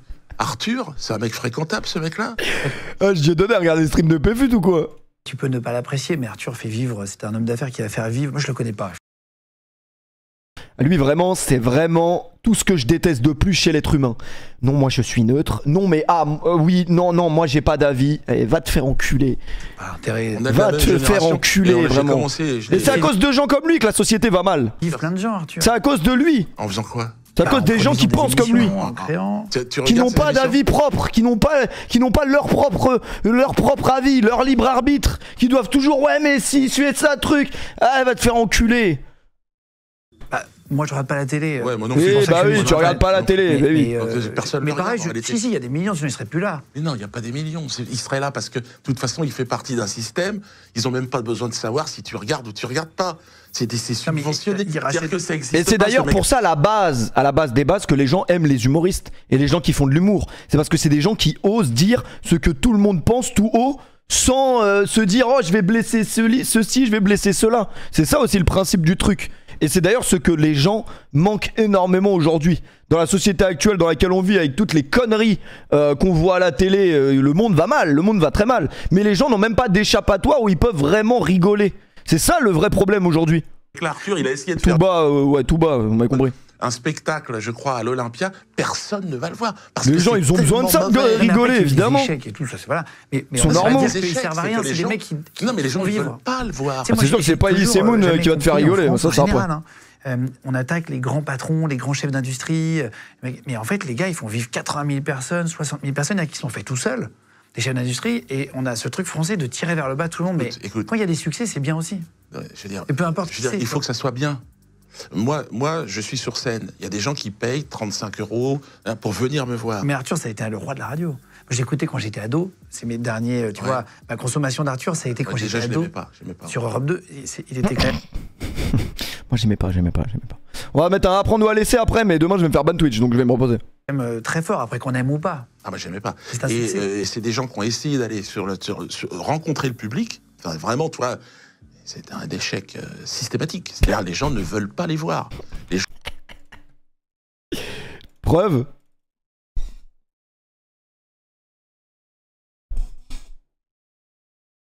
Je vais prendre le coup de fil à un ami. Très bien. Qui appelons-nous? On va appeler Jacques. Ok, qui est Jacques? Jacques, c'est quelqu'un à qui je n'ai pas parlé depuis très longtemps, mais à qui je pense tous les jours. Eh bien, allons-y, on va composer le numéro. Merci beaucoup, Jean-Pierre. Bon, désolé, ça va être trop long et je vais pas rigoler. Mais Arthur a essayé de faire de l'humour. Force est de constater qu'il n'est pas humoriste. Force est de constater très bien même. Les gens ne sont pas cons. Bon, il a quand même dû remplir des salles et tout, parce que voilà, pour l'histoire, les gens ils voulaient savoir. Les gens ne veulent pas mettre 20 balles pour aller voir Arthur. Parce que simplement c'est mauvais. C'est quelqu'un qui n'est pas drôle et qui se croit drôle. Et qui est imposé aux gens. Donc voilà. Mais encore une fois, il a peut-être des qualités d'homme d'affaires. Donc très bien s'il vend des tapis ou des jeans. Mais là, c'est pas son truc. Il sait pas le faire. Oh désolé, c'est extraordinaire. C'est quelqu'un qui ne veulent pas mettre 20 balles pour aller voir Arthur. Parce que simplement c'est mauvais. C'est quelqu'un qui n'est pas drôle et qui se croit drôle. Et qui est imposé aux gens. Donc voilà. Mais c'est vrai les gars. Tous les artistes TF1 et tout, ils sont imposés au grand public. C'est la télé qui les impose. Mais est-ce que les gens vraiment, moi les 3/4 des gens que je vois dans la vie de tous les jours, qui si on allume la télé, on met le truc là, vendredi tout a basculé, non c'est quoi? Vendredi mes couilles là, décor plancher. Mais les gens jamais de votre vie vont vous dire ah je suis fan de lui là, non. Mais rien du tout, vendredi tout est permis. Encore une fois, il a peut-être des qualités d'homme d'affaires. Donc après peut-être que je me trompe, hein, c'est peut-être juste des programmes et des gens qui ne m'inspirent pas.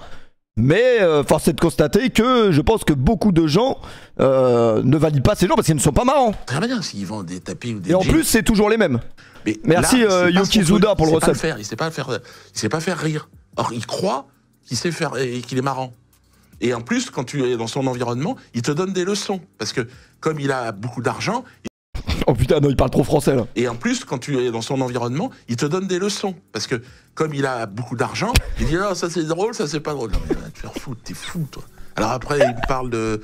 Oui, j'ai joué dans des champs, j'étais interdit. Ben ouais, mais Molière, il était interdit, Molière. Je ne réagis à rien, mais tu disais toi-même que tu fréquentais, tu voulais voir la mort de près. Donc tu fréquentais, tu savais que c'était des gens infréquentables, tu l'as dit toi-même. Ben, je me suis nourri de cette infréquentabilité. Oui, j'y suis allé. Je te montre l'autre extrait. 3e extrait qu'il a dit à l'émission.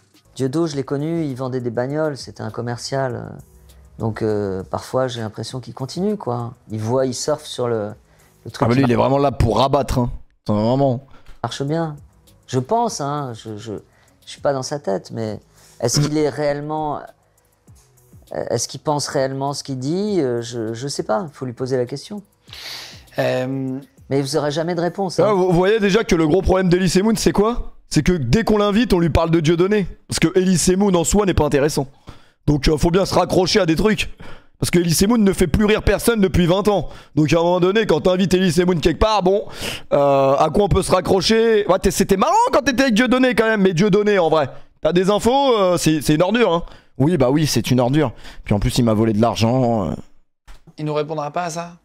Non, rien n'est... Je sais même pas s'il fait des interviews. Rien n'est ou pas, clair d'ailleurs. avec lui. Ah ouais? Je dis ça sans mauvais jeu de mots. Élie. Rien n'est clair. Non, mais c'est pas net, quoi. C'est toujours... C'est pas net. J'aimerais qu'un jour, il soit absolument sincère. Et c'est ce que je lui avais demandé quand je lui ai proposé de faire ses excuses. Et je lui ai dit, il faut vraiment que tu ailles chercher au fond de toi, quoi. Et ça marche pas comme ça. Mais bon, c'est dommage. Que ça soit sincère. Je sais pas quand il est sincère, en fait. Voilà. Il sait pas quand t'es sincère, en gros. C'est le sujet de cet extrait. Ouais, c'est ça, la sincérité. Est-ce qu'Élie est quelqu'un de sincère? Moi, je n'ai jamais parlé mal de lui, jamais. Il a fait je ne sais combien d'émissions où il m'a craché dessus. Moi, je ne l'ai jamais fait. Est-ce que c'est un mec sincère qui parle, là? J'ai pas de leçon à donner à Élie et je n'ai pas de leçon à recevoir de lui. On est des potes d'enfance, donc quand on va se retrouver, on va se rappeler de tous les moments, les trucs, les galères, voilà, et on va se retrouver. Mais quand il est devant une caméra de télé, est-ce que ce mec-là, il est sincère?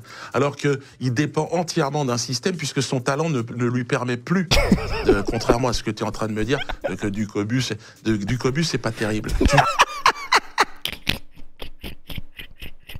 Arrête, c'est dur avec lui, là. Tu sais bien que c'est pas vrai. Oui, je suis dur, c'est-à-dire... Franchement, il parle tellement français, frère. Parce que t'es vexé. Ah bah, avec tout le respect, du Cobus, sympa, mais frère, on te parle vraiment d'humoriste. Genre, Elysée Moon, tu fais rire qui, genre? Et vous vous expliquez un peu mal, mais si tu t'es associé à un moment donné avec lui, oui, c'est que tu le trouvais bon. Ben oui. Mais lui, il te trouvait bon aussi. Mais oui, mais on était sur scène. Parce que je pense que vous êtes tous les deux très drôles quand vous êtes sur scène ensemble. Mais oui. Sur scène. Non, mais je pense que vous êtes tous les deux des qualités. Non, mais moi, j'ai continué à faire ce métier. Lui, il a changé. Je veux dire, moi, c'est pas ce métier-là que j'ai fait. J'ai jamais fait aucune pub de ma vie. Bon, c'est vrai que la marque qui voulait s'associer à moi, franchement, à part, je sais pas, du désherbant ou je sais pas quoi. C'est vrai que Élie, il sait pas où il en est. Il sait plus où il en est. Le Élie qui a démarré et qui a eu un succès, qui a rempli les salles, il sait plus où il en est. Et ce qui l'a fait connaître, Élie, c'est ce travail devant les gens. Et franchement, personne ne peut tricher. C'est Bedos qui le disait bien. C'est qu'il y a vraiment les gens qui sont de scène, puis il y a les autres. Il y a les gens dans les médias, les gens qui... Tu sais, tenir une scène... Il a raison, c'est un métier. Comme ça, tu peux pas. Tu peux pas, c'est... Tous tes modèles, là, quand on parle de télévision ou du mainstream, c'est des mecs qui ne peuvent pas tenir une seconde. Je suis pas de modèle. Franchement, il parle trop bien, faut dire la vérité. Tout ce qu'il dit là, personne ne peut le contredire. Tout est faux. Non, mais on parlait de modèle Oui. tout à l'heure, c'est peut-être moi qui le disais. Mais pour moi, on est en première division quand on fait du spectacle et du one-man show. T'as même pas un orchestre pour t'aider, quoi. C'est Nougaro qui me disait, putain, comment on fait Claude pour Nougaro. tenir en Merci haleine Raoul les pour le gens. resub. C'est un vrai travail, c'est un vrai boulot et c'est vraiment pas facile. Et Elie, on a commencé dans ce travail-là. Et après, il a lâché pour aller faire du cinéma. C'est pour aller jouer en deuxième division. Parce que le cinéma, c'est-à-dire, tu refais 20 fois la prise, tu fais... Ça, c'est pas la moyenne. C'est pas le même métier, en vrai. Où ça, au cinéma? Ouais, il y a des ils bons et des sont mauvais vraiment comédiens. très C'est pas un métier si facile que ça. Hein.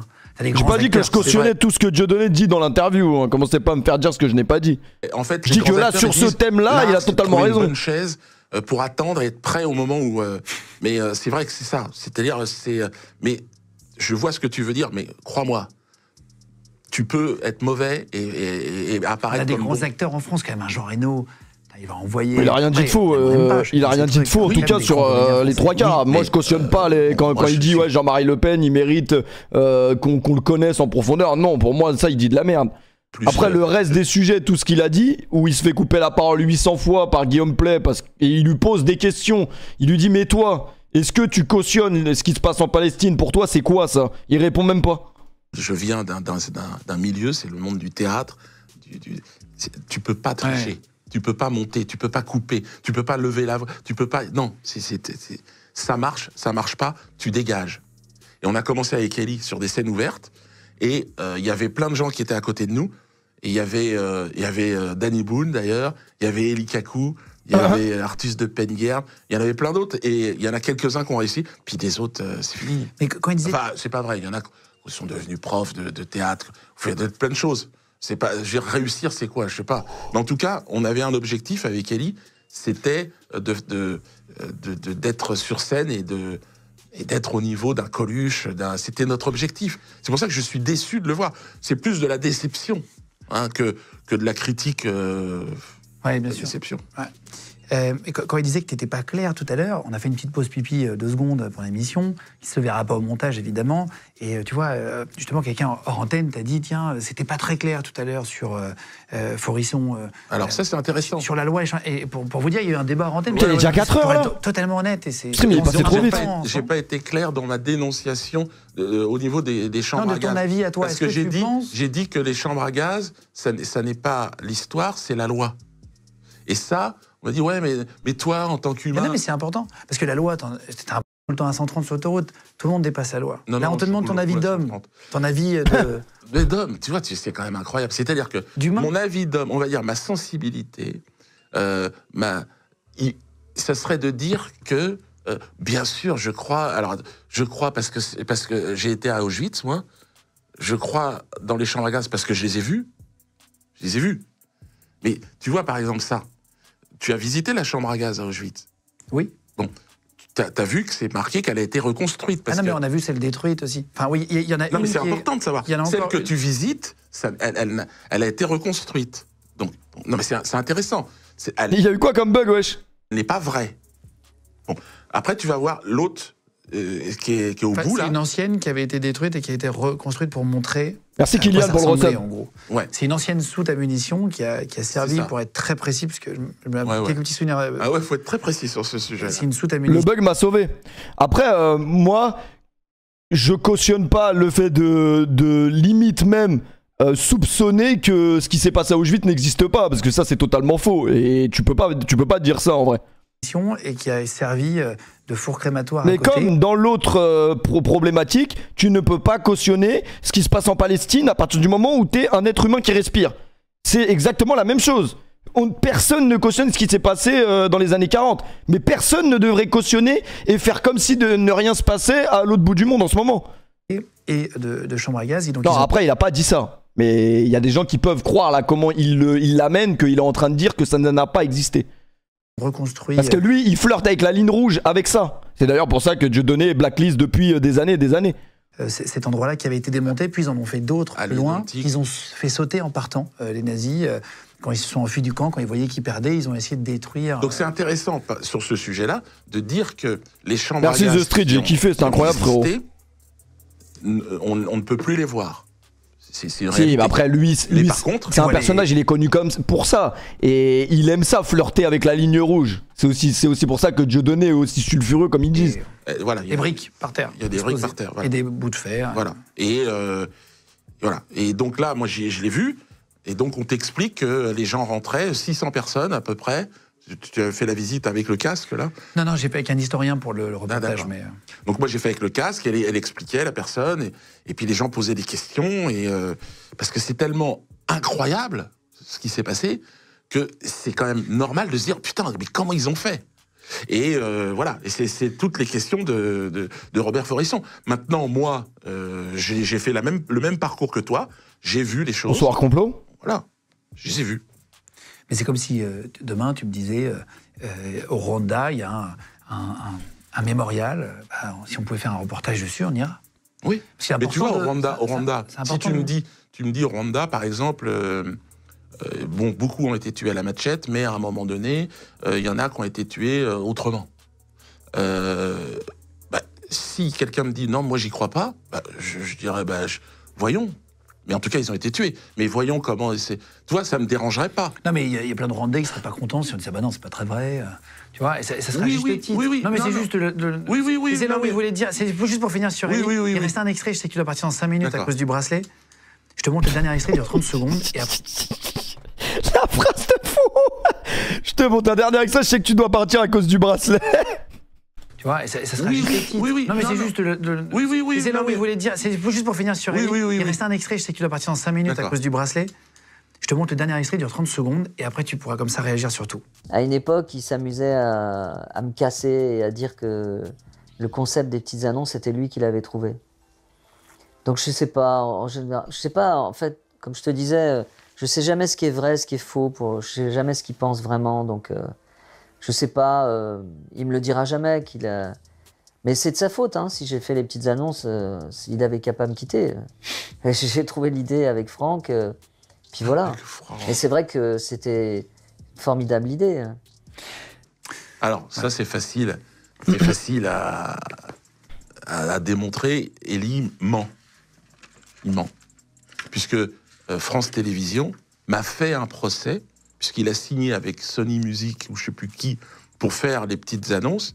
Et moi, j'ai dit, parce que c'était moi le producteur, effectivement, du duo, et donc France Télévisions a dit, les petites annonces d'Ellie et Dieudonné, c'est pour France Télévisions. J'ai dit, écoutez, le problème, c'est que Ellie est parti. Voilà, il a décidé de faire ça avec Sony Music.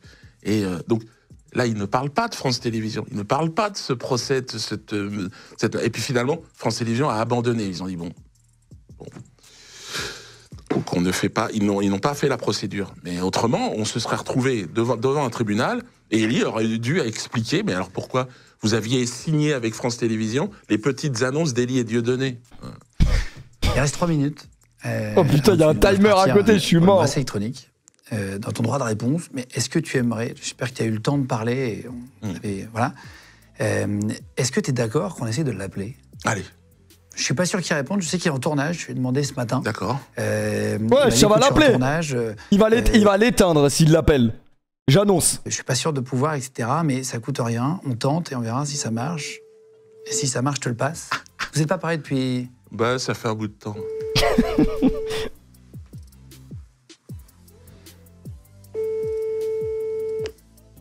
Ah si. Bonjour. Ah, c'est bon. Je ne suis pas Ellie. Non, mais je... Ah, voilà, il a changé. Je me suis trompé de numéro. Il est... J'essaie de vous le chercher. Ah, et, il est sur le je sais tournage. pas si vous- Oui, voilà, et il est là, mais je crois qu'il va tourner. Tournage de quoi? Ah, bon, bah s'il a 10 Tournage de quoi? Encore un film à la con, là? secondes, je pense que... Ah, bonjour Ellie, ça va? Bonjour, ça va. Je suis en tournage, donc Ah bon, je te... compliqué. Excuse-moi, je te prends 30 secondes. En fait, il y a eu un droit de réponse dans l'émission avec Dieudonné. Je l'aurais trouvé ça sympa. Est-ce que je peux... Voici Dieudonné. Je te passe... Il est en face de moi. Vas-y, passe-le-moi alors. Vas-y, je te le passe, 30 secondes. Ah, merde! Ah, Dieudonné. Ah, putain. Putain. Tiens, t'es C'est parti fou, à en chaque fois, t'es ça me vieux, fait- mon ça me vieux. fait Oh la un vache. choc. Quand je vois Ça me fait un choc. quand je vois tous ces poils blancs, tous ces trucs, t'es vraiment immonde. C'est pas un coup de pelle qui Atroce. t'abrit, c'est tous les outils du jardin. Putain, c'est fou. Eh, je t'ai répondu, j'ai été obligé de dire la vérité. Hein. Oui, bah je m'en doute, mais ça te plaît, ça. Hein. T'aimes bien, hein. Ben, je Dire des préfère. conneries, hein. Non, mais non, les conneries. Non, c'est toi qui a dit des conneries, Ellie. Ah, bah oui. Non, mais non, de Dieu. Enfin. T'as vu que, Diodo, t'as vu que l'antisémitisme est à la mode en ce moment, donc t'es complètement à côté de la plaque. Ouais, mais enfin, fais gaffe, toi aussi, tu risques d'être poursuivi par la CPI si tu continues. Parce que il y a plein de gens qui sont pas antisémites, mais qui dénoncent ce qui se passe à Gaza, Ellie. Faut pas faire, pas d'amalgame. Ah. Pas de, attention.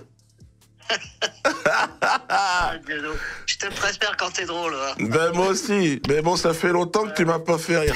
Mais en tout cas, je te fais une bise.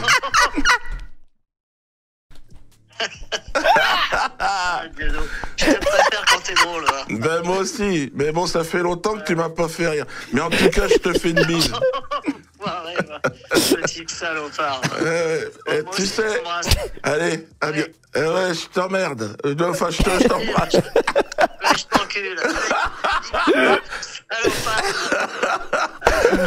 Allez, à bientôt. Ben, appelle-moi. D'accord, bah oui, mais t'as changé de numéro, qu'est-ce que tu veux que je te dise? Ben ouais, parce que j'ai été menacé de mort. Bah oui, j'ai appelé police secours, mais ils ont pas encore ton numéro. Et on va voir ce qu'on peut faire. Allez, je t'embrasse. Salut. On Putain. a fait les cons quand on était jeunes, tiens. Connard, il y en a un des deux qui a pas changé, puis il y en a un des deux qui a grossi, moi, enfin bon. Ouais, parce que t'as pas vu ta gueule. On voit bien que t'as 70 ans. Tu bouges comme si tu fais... Hey, arrête tes conneries. Il y a tout un système de poulies. Allez, je t'embrasse. Bise. Allez, je t'emmerde. Ah putain, c'était marrant quand même. C'est mi-drôle, Mais si, ça va. Non, mais là, je lui ai donné des réponses. Mais bon, un ami d'enfance, ça reste un ami d'enfance. Qu'est-ce que tu veux faire? Et on était jeunes, on a eu des rêves communs, on a rêvé ensemble et ça reste. C'est un droit de réponse en vidéo et en, Ben ouais, c'est en super. FaceTime. Ben super, ben je te remercie. Bon, moi je rentre chez moi parce que ça va sonner là. L'occasion de l'avoir et puis c'est très bien. Alors ça n'empêche que j'ai bien répondu. Là, il aura peut-être à répondre dans d'autres médias sur cette histoire de petites annonces. Hein. Non, mais les petites annonces, c'est intéressant parce que ça, c'est vraiment un problème parce que il ment. Il est 16h54. Non, mais c'est intéressant, c'est un vrai problème là. Médias sur cette histoire de petites annonces. Hein. Non, mais les petites annonces, c'est intéressant parce que ça, c'est vraiment un problème parce que il ment. Il est 16h54. Au tournage, tu dois partir vite. C'est vrai qu'il a une répartie, frère. Effrayante. Ouais, de toute façon, un humoriste a forcément de la répartie, sinon il n'est pas humoriste, c'est impossible. 5 minutes, c'est bon. L'humour, c'est la répartie en vrai. Est-ce que tu avais autre chose à rajouter sur ton réponse? Non, mais je pense que j'ai apprécié le ton, si tu veux, et l'idée de rechercher une certaine justice. Bon, moi, je me suis amusé à être dans la provocation pendant un certain temps.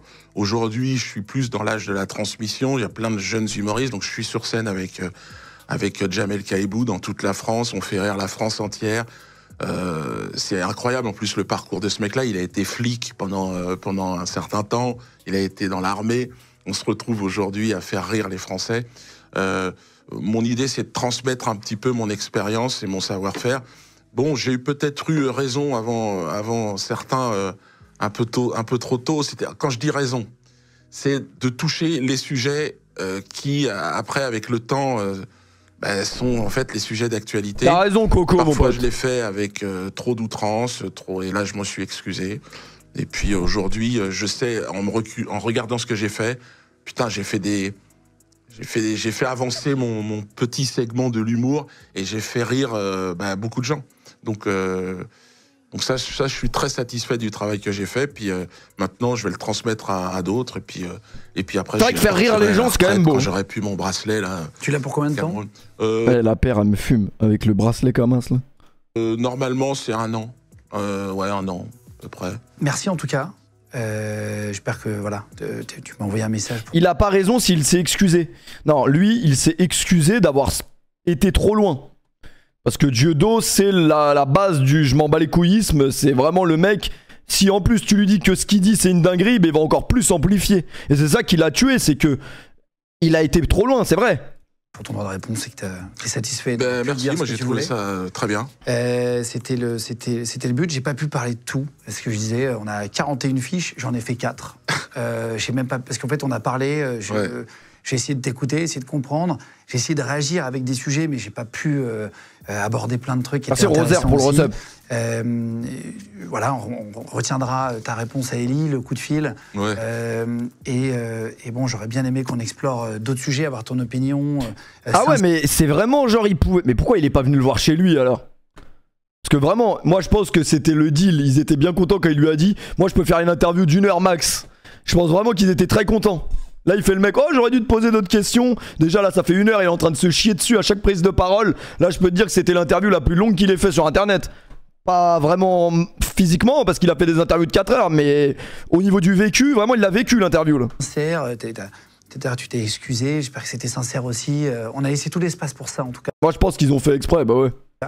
Merci. Non, écoute, merci. J'ai trouvé les questions intéressantes. Puis c'est vrai que on est sorti un peu de ton cadre, mais c'est ça aussi le spectacle vivant de la vie, c'est-à-dire que parfois on projette un truc, puis en fait il se passe quelque chose, et c'est ce qui rend les choses vivantes. Peut-être un jour un spectacle avec Ellie. Oui, c'est possible. Moi, je suis. Bon, déjà, c'est plus non, tu vois, depuis le coup de fil. Ouais. Non, mais je vois qu'il est. Mais il est encore quand même sur des chialer sur des trucs.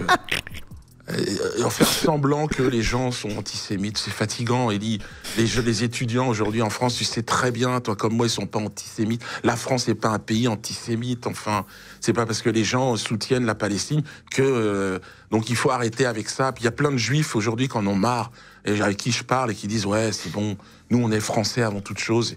Et puis donc je pense que c'est il est encore un peu coincé, mais c'était intéressant et je te remercie de me l'avoir passé.